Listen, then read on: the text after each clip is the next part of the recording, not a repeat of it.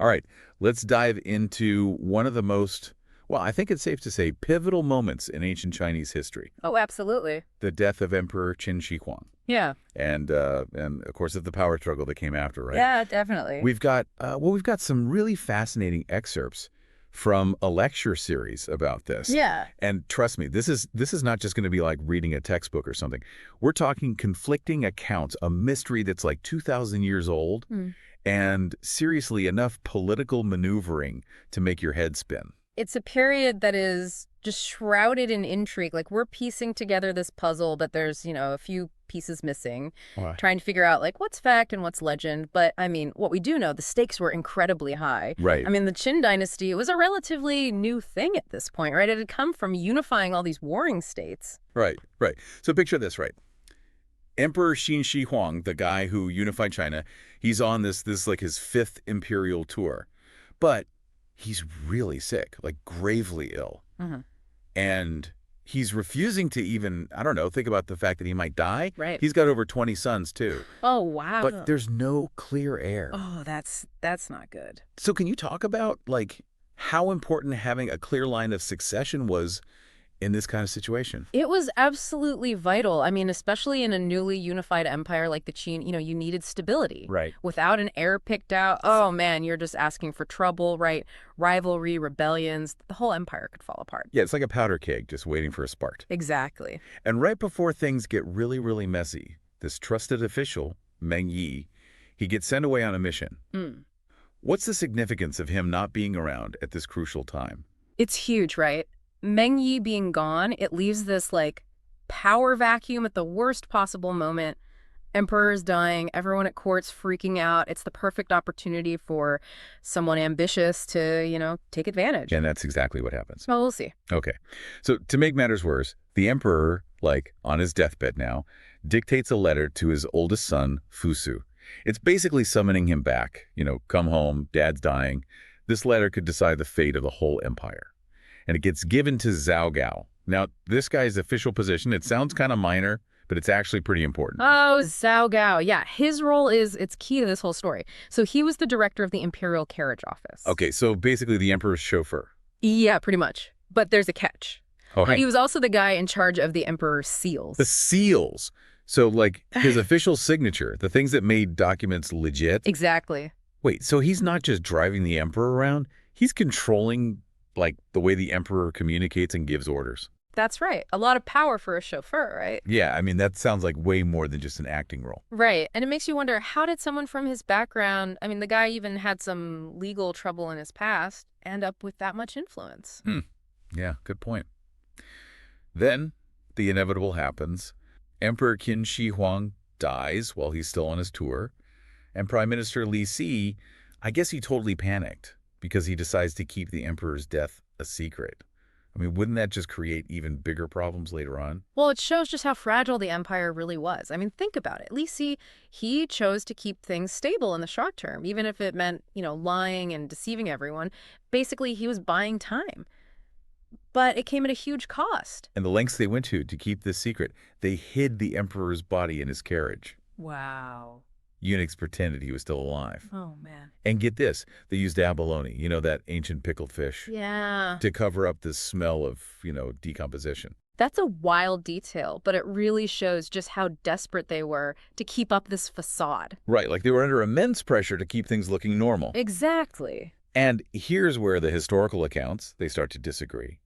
The traditional version, the one in the records of the Grand Historian, it says Zhao Gao is the mastermind behind this big conspiracy. Right, that's the classic telling. So in this version, Zhao Gao sees the emperor's death as his chance to grab power. He manipulates another of the emperor's sons, Huhai. And then he basically forces Li Si to help him forge the emperor's will. Wow. So Huhai takes the throne, not Fusu, who was the intended heir. Bold move. It gets even crazier.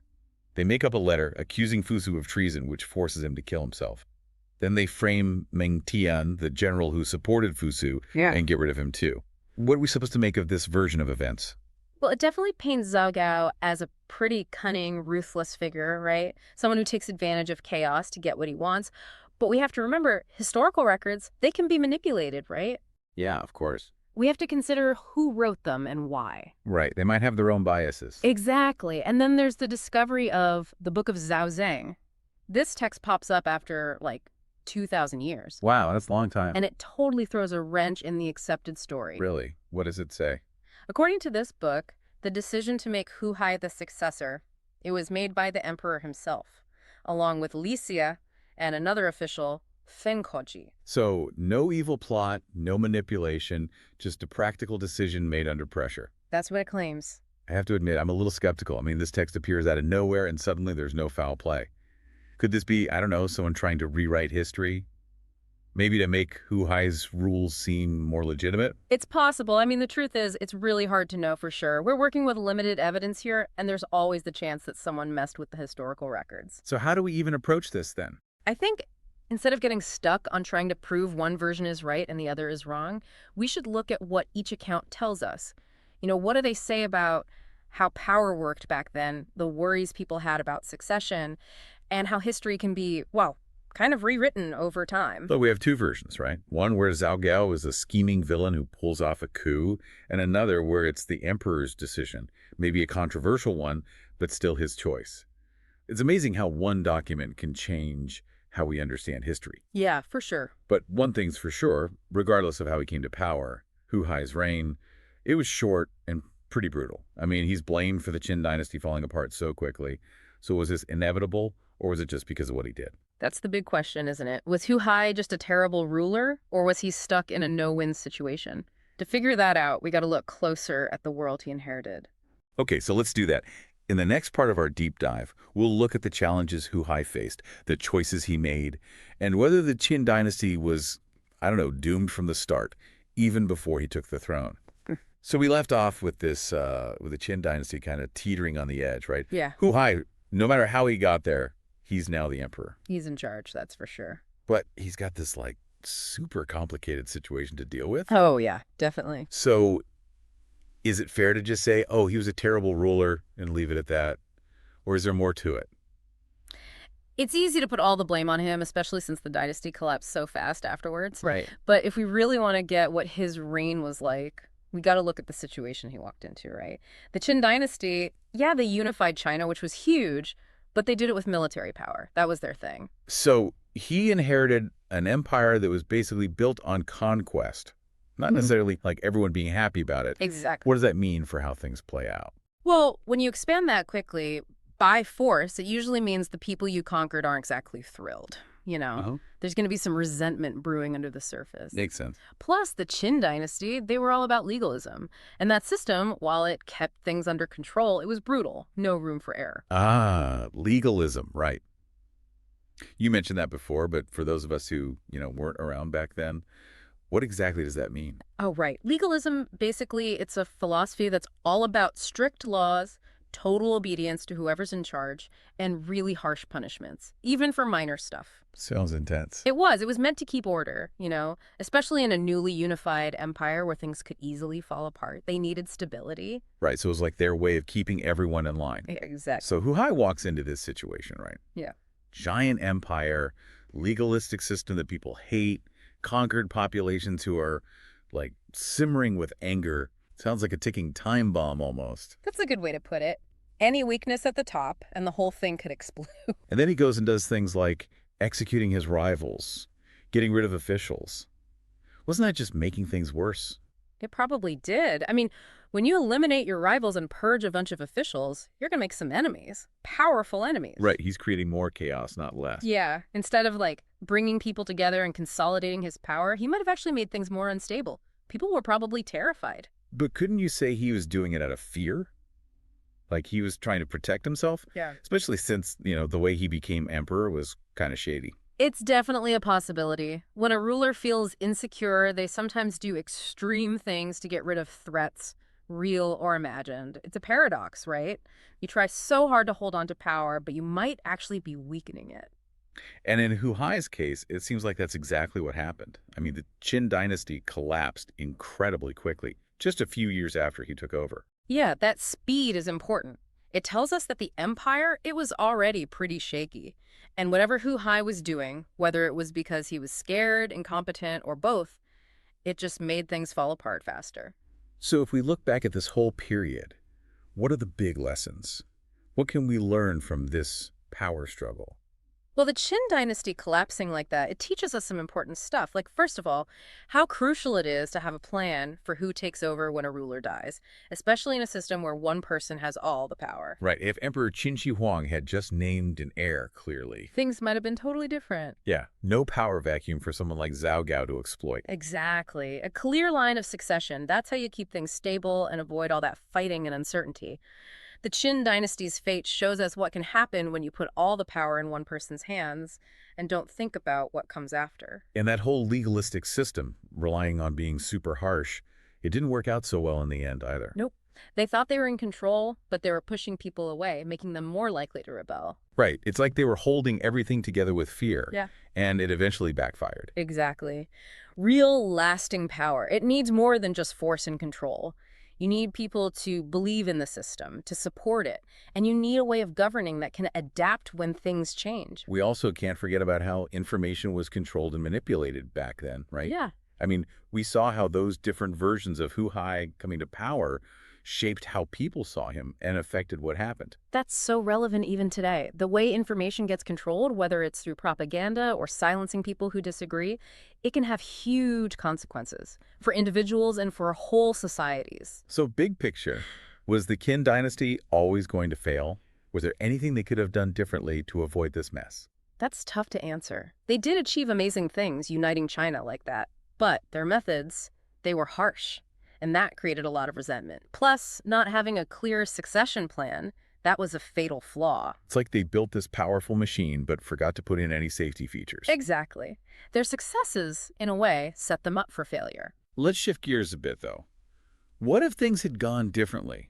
You know, different choices, different paths. Counterfactual history. It's fun to think about. Like, what if this happened instead of that? How would things have changed? Exactly. So, let's play that game. What if Emperor Qin Shi Huang's letter, the one for Fusu, what if it had actually reached him? Would the oldest son have ruled differently? Would the Qin dynasty have lasted longer? That's what we'll explore in the final part of our deep dive. Okay, so we've been talking about Emperor Qin Shi Huang's death. Yeah. All the drama with Huhai taking over, and now it's time for, like, the what-if game. Right. What if that letter, the one summoning Fusu back to the capital, what if it had actually gotten to him? It's a fascinating question. Yeah, would the eldest son have ruled differently? Would the Qin dynasty, have lasted longer? Give us the alternate history. Well, Fusu, he was known for being into Confucianism, which was pretty different from his dad, who's all about legalism. So if Fusu had become emperor, we might have seen a shift away from that super strict, harsh, legalistic system. Okay, so less about punishments and strict laws, and more about, what, kindness. Well, not exactly kindness, but maybe a more, benevolent approach. Confucianism is all about moral guidance, like using virtue and ethical behavior to keep society in order. Right. So maybe under Fusu, the legal system wouldn't have been so oppressive. Maybe he would focus more on education, on people being good, and maybe even given more power to local governments. Interesting. So do you think that would have been enough to, like, calm things down with the people who'd been conquered? Would a softer approach have made the empire more stable? It might have eased some of the tension, for sure. Maybe there would have been fewer rebellions. But we got to remember, Fusu was still a Qin, He grew up in that culture of power and control. It's hard to say how much he would have actually changed things. True. And even if he had gotten that letter and tried to become emperor, wouldn't people have questioned if he was legit? Like, wouldn't Huhai supporters have fought him? Oh, absolutely. Not having a clear plan for who takes over, it just creates a recipe for power struggles. Even with the letter, Fusu would have had people against him. It could have even started a civil war, which would just weaken the dynasty even more. Right, so even if we change who's in charge, the big problems are still there. Succession, a fragile empire, and what about Meng Tian, the general who was loyal to Fusu? Right. Wouldn't he have gotten involved, turned the whole thing into a massive war? Yeah, Meng Tian's support would have been huge for Fusu. He was a great military leader. But yeah, it could have escalated things from a political fight to a full-blown war, which would have been devastating for the empire. So even with a different emperor, the same problems keep popping up. It makes you think, what if Qin Shi Huang had just, I don't know, said from the start, my oldest son, he's the heir, no question. Yeah. Primogeniture. Yeah, if he'd done that, things would have been so different. Having a clear line of succession, everyone knows who's next. It takes away so much potential for conflict. No last-minute letters, no secret plots, no hiding dead bodies of smelly fish. It Exactly. seems so obvious. Why didn't he do that? It's hard to know what was going on in his head. Maybe he thought choosing an heir would make people challenge him while he was still alive? Or maybe he just couldn't decide between all those sons.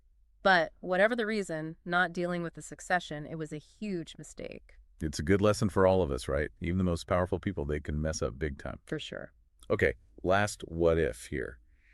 What if, instead of being obsessed with military power and control, the Qin Dynasty had focused on building, like, a really strong government, a system that could survive even if the emperor was a bad ruler? That's a really interesting thought. The Qin, they had all their power concentrated at the top, which made them vulnerable. If they'd had a more decentralized system, with checks and balances, maybe things would have been more stable. Kind of like the Han Dynasty that came after. Exactly. They were all about Confucianism and built a much more sophisticated government, and they lasted for a really long time.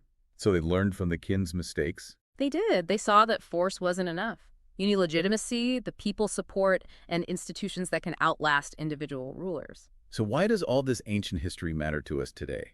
Why should we care about the Qin Dynasty and all these what-if scenarios? The lessons from the Qin Dynasty, they're still relevant. They show us how important it is to have a clear plan for succession, how dangerous unchecked power can be, and how we need systems of government that can balance ambition with what's good for everyone in the long term. And it reminds us to be critical thinkers about history. Right? Absolutely. To question what we think we know and to realize that even events that seem inevitable, they're actually the result of choices and circumstances. Lots of complex factors. Exactly. When we explore these what-if scenarios, we get a deeper understanding of how the past works and how it's still shaping our world today. So there you have it. We've taken a deep dive into Emperor Qin Shi Huang's death, the power struggles that came after, and what we can learn from it all. Lessons about leadership, power, and how even the strongest empires can fall apart. We hope you enjoyed this journey into ancient Chinese history. And until our next deep dive, keep asking questions, keep learning, and keep wondering, what if?